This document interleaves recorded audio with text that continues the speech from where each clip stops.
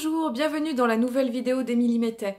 Je suis venue aujourd'hui vous parler de la nouvelle lune éclipse solaire partielle qui aura lieu le 11 août 2018.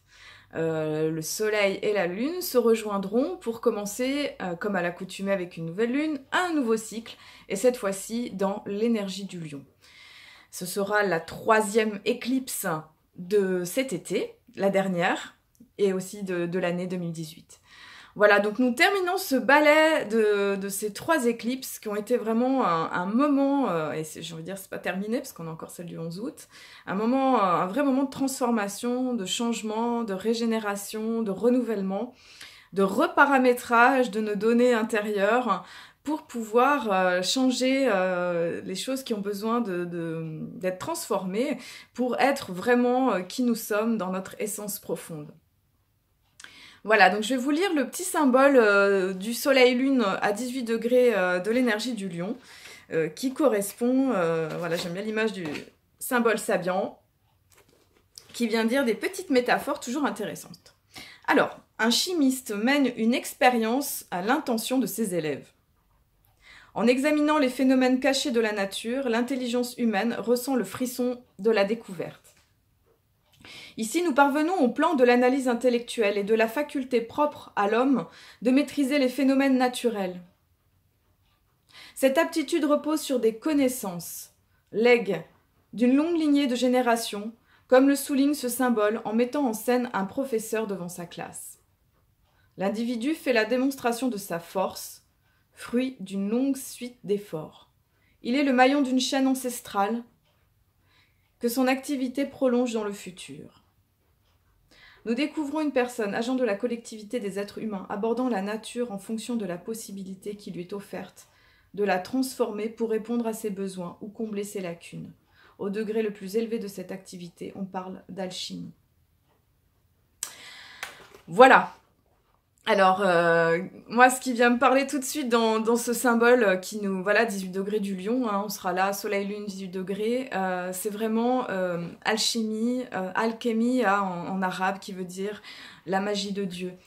Dans ce moment-là, c'est comme si la magie de Dieu, elle était en train d'opérer pour nous aider, au travers même de quelques croyances que nous pouvons avoir, hein, pour nous aider justement à être les alchimistes de nos vies, transmuter le plomb en or, pour transmuter encore les vieilles énergies, les obstacles, les freins, les poids, les peurs, les émotions, les colères, voilà, tout ce qui peut nous retenir encore en arrière et quelque part ne nous aide pas à avancer. Et pour transformer ce plomb en or, quintessence de l'esprit, quintessence de l'âme, de la conscience solaire, de la conscience de lumière, d'amener vraiment ce passage pour nous aider, comme ils disent, au travers de cette lignée d'ancêtres, au travers de cette expérience qui est faite, de pouvoir changer les choses, transformer, combler nos lacunes. Oui, qu'est-ce qui nous reste à apprendre dans notre chemin d'humain? Où est-ce qu'on en est dans notre grand apprentissage de la vie, de cette leçon que l'on est venu expérimenter en revenant sur Terre? Voilà, donc là, avec ce symbole, il vient vraiment nous montrer, nous dire, ok, maintenant tu en es où par rapport à ce que tu as à apprendre, par rapport à ta leçon de vie? Est-ce qu'il y a encore des choses, enfin encore, voilà, est-ce qu'il y a encore des lacunes à combler? Voilà, je trouve que le symbole, il parle de lui-même et il est vraiment enrichissant et très intéressant. Voilà, donc soleil-lune en lion, donc ça sera extrêmement solaire, que ce soit pour les hommes, que ce soit pour les femmes. Nous sommes dans la phase de l'énergie du lion, cette période du lion qui nous demande quelque part de briller, qui nous demande de rayonner, qui nous demande de nous expanser, d'être dans la lumière. Voilà, donc aussi bien au niveau de notre côté solaire, soleil, l'âme, le côté plus volontaire, plus yang, et aussi du côté lunaire, c'est-à-dire le côté yin, le côté féminin. Mais dans tous les cas, ça va être quelque chose qui va être très très solaire. Alors, ce qui est intéressant avec ce passage nouvelle lune, c'est vraiment le fait des axes lunaires qui se retrouvent encore proches du soleil et proches de la lune. Donc, voilà. Et on arrive à un moment qui est très très important, parce qu'avec ce nœud nord, donc le nœud ascendant qui est dans le signe du lion, et ça veut dire que notre but pour cette année, et jusqu'à à peu près cet automne, hein, c'est le cas depuis presque un an et demi, depuis mai 2017, on nous demande de briller, on nous demande d'être dans notre créativité, on nous demande d'être dans l'amour, on nous demande quelque part d'aimer avec le cœur, de prendre soin des enfants d'une manière globale et collective. Ça peut être aussi nos enfants intérieurs quelque part. Et aussi, ce qu'il est intéressant, c'est que au travers de ça, on va venir travailler, travailler ces blessures qui peuvent être en lien avec l'ego, avec la fierté, avec l'arrogance aussi, enfin voilà, tout ce côté aussi en lien avec le lion. Donc on va travailler aussi bien le côté lumineux, pour être vraiment dans l'authenticité. Certains astrologues parlent de faire tomber les masques, et eh bien c'est un peu ça. Ça va être vraiment de nous montrer dans la lumière de qui l'on est, débarrasser de tous les phares, F-A-R-D, de tous les maquillages, tout ce qui quelque part ne nous montre pas tel que l'on est véritablement. Donc vraiment, on est dans un moment de pure authenticité avec cette éclipse, avec ce moment justement où la lune va passer devant le soleil et va l'éclipser d'une manière partielle, va l'occulter d'une manière partielle. Parce que du coup, nous allons faire face quelque part aux émotions qui sont anciennes et qui quelque part font encore obstacle à notre conscience solaire. Voilà. Entre parenthèses, cette éclipse, elle sera visible surtout dans l'hémisphère nord et beaucoup au Canada et aussi beaucoup en Finlande et en Norvège. Et il faudra aussi se protéger les yeux parce qu'elle sera intense. Voilà. Donc, nous sommes dans un moment costaud, j'ai envie de dire. C'est pas fini. Cette série d'éclipses, là, vient vraiment nous travailler au corps. Alors, qu'est-ce qu'elle va venir nous faire, cette éclipse? Elle va, déjà, le nœud nord, il est conjoint aussi à Mercure, qui est passé rétrograde, et qui reviendra direct le 20 août. Voilà, donc, en fait, on est vraiment dans un moment où on est en train de travailler des énergies anciennes. Mercure rétrograde va nous obliger quelque part, bon, déjà à utiliser la communication, à vraiment nous clarifier, à vraiment communiquer à partir de notre cœur et de vraiment dire les choses, de pouvoir mettre en lumière les choses, de mettre de la clarté. Voilà, quelque part, ce qu'on va nous demander, c'est mettre de la clarté. C'est vrai que Mercure, il est rétrograde. Je rappelle qu'une planète rétrograde, c'est quand la planète, elle recule et quelque part, elle se rapproche de la Terre. Parce que quelque part, elle va nous demander, là, de faire focus et de bien regarder son message. Donc là, elle nous dit, ok, donc bon, je suis proche du nœud nord, c'est-à-dire de là où on va tous, quelque part, gagner en conscience et en évolution, mais elle est rétrograde, dans le sens que elle va nous demander de clarifier, elle va nous demander de poser des mots, peut-être sur des choses qui n'ont pas été faites, qui n'ont pas été dites jusqu'au bout, d'être vraiment authentique dans le verbal en fait, vraiment d'être dans cette authenticité, cette transparence pour qu'on puisse prendre notre juste place dans le monde. Voilà. Alors, à l'opposé du nœud nord, nous avons le nœud sud qui se trouve encore dans le signe du Verseau. Voilà, ce qui est intéressant, c'est qu'il y a quelques planètes aussi qui viennent se greffer à cet endroit-là. On a Mars qui est rétrograde, qui est encore rétrograde jusqu'au 28 août. Et on a la Lune noire qui est passée dans le signe du Verseau dans ces trois aspects. Alors, qu'est-ce qui vient nous dire ce nœud sud avec Mars et la Lune noire? Ouf, bah voilà, on est encore dans un, je dis ouf, parce qu'on est dans un moment qui est quand même très karmique, je dirais. C'est un moment où on vient à régler des comptes, c'est un moment où on peut régler des choses anciennes dans certains fonctionnements. Avec l'énergie du Verseau, c'est une liberté qui pourrait être peut-être excessive, un côté qui sera rebelle, un côté qui va vouloir s'émanciper du groupe, qui va essayer absolument de chercher son originalité. Voilà, ce qu'on va nous demander surtout là à dépasser, c'est de quelque part déjà faire attention à nos prises de position qui peuvent être trop tranchées, qui peuvent être trop brutes, trop agressives, quand on veut absolument être différent du groupe, se marginaliser. Là, ça va nous demander de trouver une manière d'être dans la fraternité, dans la coopération, tout en restant chez soi, tout en restant centré, focalisé à l'intérieur de soi, parce que Avec toutes ces planètes rétrogrades, on en a 6 en tout, donc on est vraiment dans un moment qui est très très particulier. On nous demande quelque part, quand une planète recule comme ça nous invite à aller chez nous, ça nous invite à se centrer, à être quelque part en introspection. Donc avec un Mars Verseau, et puis là il va bientôt repasser dans le signe du Capricorne, il recule à nouveau, on nous demande de considérer, de réfléchir, c'est vraiment de la réflexion, hein, sur nos actions, sur notre manière d'agir, sur notre manière de faire, nos manières de fonctionner. Et là, avec Mars conjoint à la Lilith, avec Lune Noire, hein, ça veut nous dire quelque part, réfléchis à tes comportements, à ta façon d'agir, parce qu'il y a des choses à transformer, peut-être dans un côté peut-être trop volontaire, trop activiste, ou de se positionner dans un yang trop fort, qu'on soit homme, qu'on soit femme. Voilà, ça va nous demander quelque part de revoir nos actions, de réfléchir, de se positionner et de voir quelque part comment on travaille l'énergie des autres. Je dirais qu'il y a un niveau profond aussi, ce qui me vient là, c'est vraiment comme si on venait déprogrammer ou transformer certaines énergies. Donc je fais une parenthèse pour ceux qui y croient, hein, mais avec l'énergie de l'Atlantide, qui est très reliée au Verseau. C'est comme si on était dans un moment aussi de déprogrammation de certaines mémoires qui ont pu être vécues à cette époque aussi. Voilà, donc on est en train de nettoyer des vieilles mémoires en lien avec l'ère du Verseau, avec certaines ères du Verseau. Donc je vous rappelle qu'on va passer on est en train de passer dans cette ère du Verseau qui nous demande cette fraternité, cette coopération. Du coup, là, on va nettoyer tout ce qui n'est pas juste quelque part dans notre façon d'être en lien avec les autres, avec le groupe, avec vraiment cette solidarité, vraiment de voir, voilà, de tout reconsidérer ce champ-là pour qu'il soit plus juste quelque part. Voilà.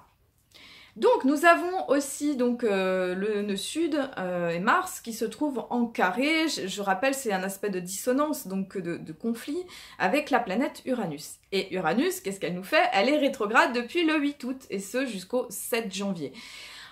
Voilà, donc on est encore dans ce moment de planètes qui sont en train de se reprogrammer, qui sont en train de se reparamétrer et qui quelque part nous invitent nous-mêmes à réfléchir, à reconsidérer nos actions. Et là, avec Uranus, c'est quelque part notre liberté, notre façon de nous éveiller à la vie, notre façon de nous transformer. Donc là, il y a vraiment une interrogation. En plus, Uranus est maître du nœud sud. Ok, qu'est-ce que tu génères au niveau de ta liberté, de ta relation profonde avec les autres? C'est peut-être vraiment le moment de t'interroger et de regarder certaines de tes croyances sur la façon d'être en relation avec les autres, même avec tes amis aussi. Voilà.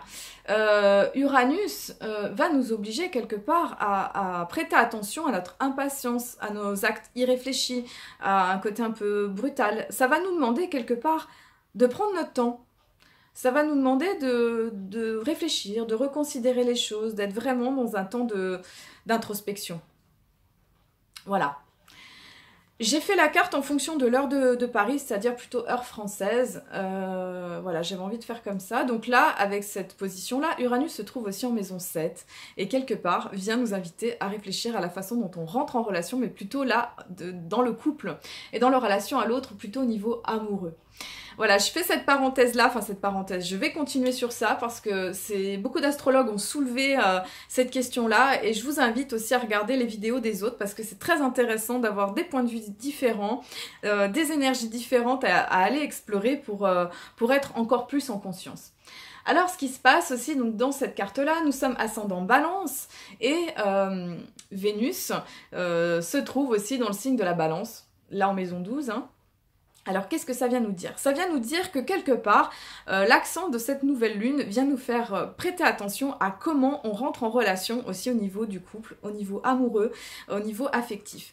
C'est très intéressant. C'est comme si c'était vraiment un moment pour déconstruire de vieilles croyances affectives qui ne nous correspondent plus, qui ne sont pas nous et qui entravent notre liberté finalement fondamentale. Voilà, donc on est en train de se libérer de vieux schèmes, de vieux fonctionnements, de vieux comportements, de vieux programmes qui nous empêchent d'être nous-mêmes. Donc j'ai envie de le dire, même si ça peut être un petit peu chamboulant, cette période avant pendant, après la nouvelle lune.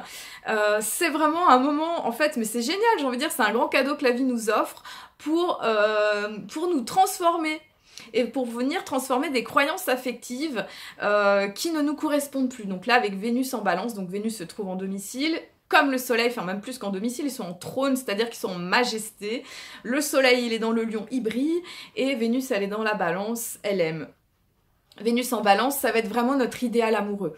Comment on vit notre idéal amoureux et comment... Alors voilà, ce qui va se passer, c'est que Vénus va se trouver en carré, c'est-à-dire en dissonance, en aspect conflictuel avec Saturne, qui est aussi en domicile, en Capricorne, rétrograde et en maison 3. Waouh. Voilà. Qu'est-ce que je veux dire par rapport à ça? C'est qu'on est vraiment dans un moment où on peut défaire de vieilles croyances, à la fois affectives, mais à la fois mentales, dans des façons de rentrer en relation avec l'autre.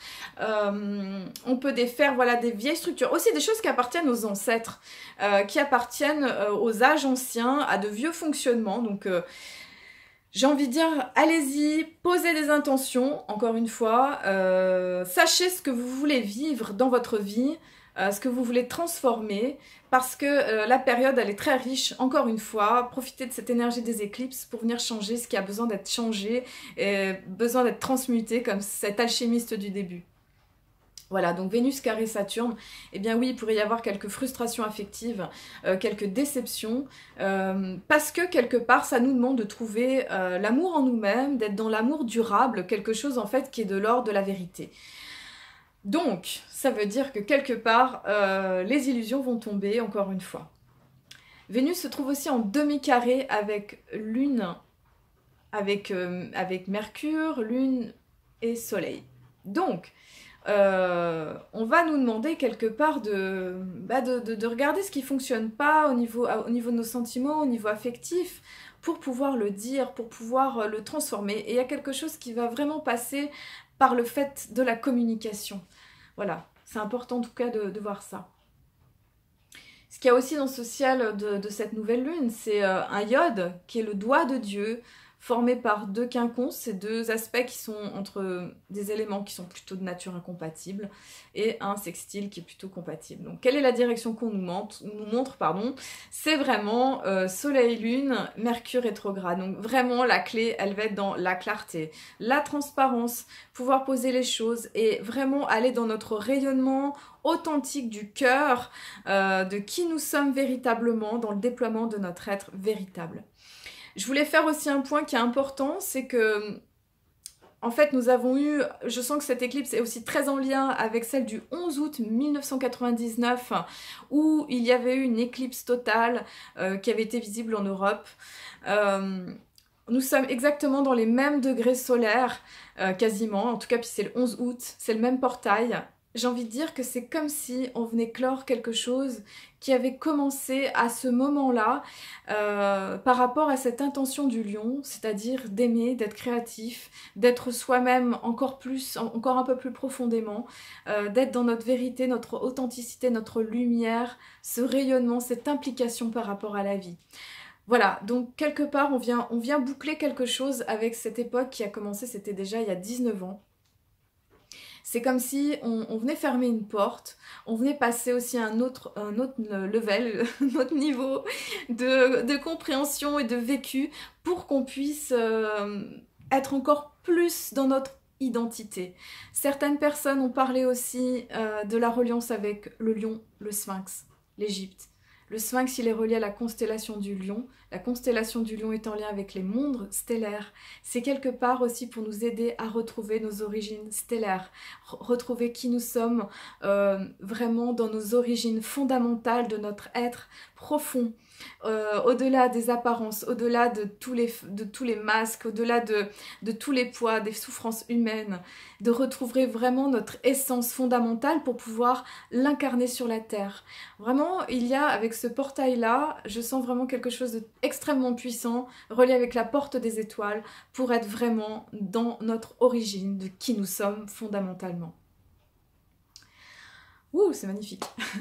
Voilà, cette nouvelle lune aussi, elle invite à prêter attention, exagération émotionnelle, donc il y a un carré avec Jupiter, attention à l'excès d'orgueil, d'arrogance, l'amplification émotionnelle aussi, nous avons un carré avec Jupiter qui est en Scorpion, attention à trop de, voilà, d'exagération quelque part, et la lune soleil est aussi en sexquicarré avec Saturne, qui est un aspect de dissonance, va nous demander quelque part de regarder la réalité en face, de se confronter à la réalité, surtout que le nœud nord il se trouve aussi en maison 10 et nous demande quelque part de prendre notre place, mais quelque part en assumant nos responsabilités en toute maturité, en toute sagesse.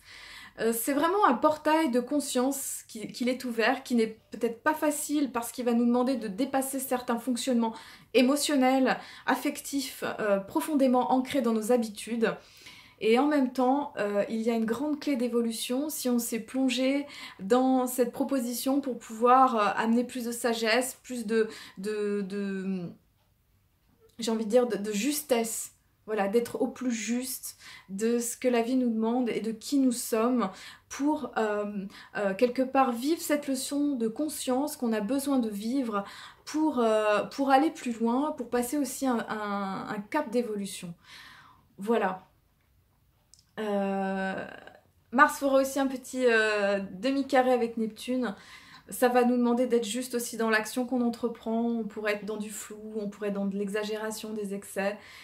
Voilà, ça va nous demander d'être vigilant aux actes que l'on pose, ça va nous demander d'être très prudent et quelque part d'être très centré en nous-mêmes. Voilà, comme je vous l'ai dit tout à l'heure. Jupiter et Neptune sont en très bonne harmonie et en trigone, et du coup ça va nous permettre d'avoir beaucoup d'intuition, de perception et de ressenti. Vraiment, je vous invite à aller toucher ça, contacter ça, voilà, d'aller vraiment rechercher cette énergie-là pour pouvoir vivre pleinement cette nouvelle lune éclipse qui nous demande encore une fois de devenir nous-mêmes et de grandir et de traverser cette zone de turbulence de l'été 2018 pour nous purifier, pour changer et être encore un peu plus qui nous sommes.